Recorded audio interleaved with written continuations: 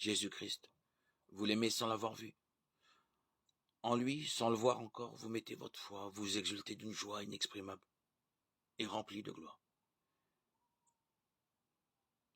Cette parole de l'apôtre Pierre nous remplit de gratitude envers l'apôtre Thomas. Lui a voulu toucher le Christ, ressusciter, voir ses plaies pour que nous puissions, 2000 ans plus tard, mettre nous aussi notre foi en Jésus, mort et ressuscité, et laisser ainsi la joie de la résurrection entrer dans nos vies.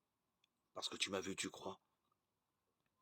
Heureux ceux qui croient sans avoir vu. Bienheureux Thomas, qui nous a valu une telle béatitude.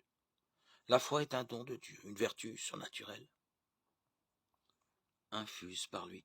Dans la foi, l'intelligence et la volonté humaine coopèrent avec la grâce divine. Que nous puissions ainsi mettre notre foi en Jésus et adhérer à sa personne, par notre amour en le suivant. Lui, en observant ses commandements, tout cela est un don de Dieu qui doit susciter en nous reconnaissance et gratitude. Mais notre foi est aussi et autant un acte de notre volonté libre et de notre intelligence. Un acte qui doit susciter notre travail pour comprendre celui que nous croyons et ce que nous croyons. Un acte qui est la mise en œuvre de cette grâce de Dieu qu'est le don de la foi. Comment est-ce que je vis et j'exprime à Dieu ma reconnaissance, ma gratitude pour le don de la foi que j'ai reçu?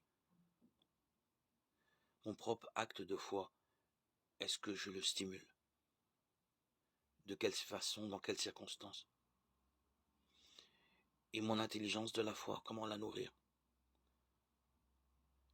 Ce don de la foi que j'ai reçu à mon baptême en germe, je dois le nourrir, l'entretenir, le faire grandir.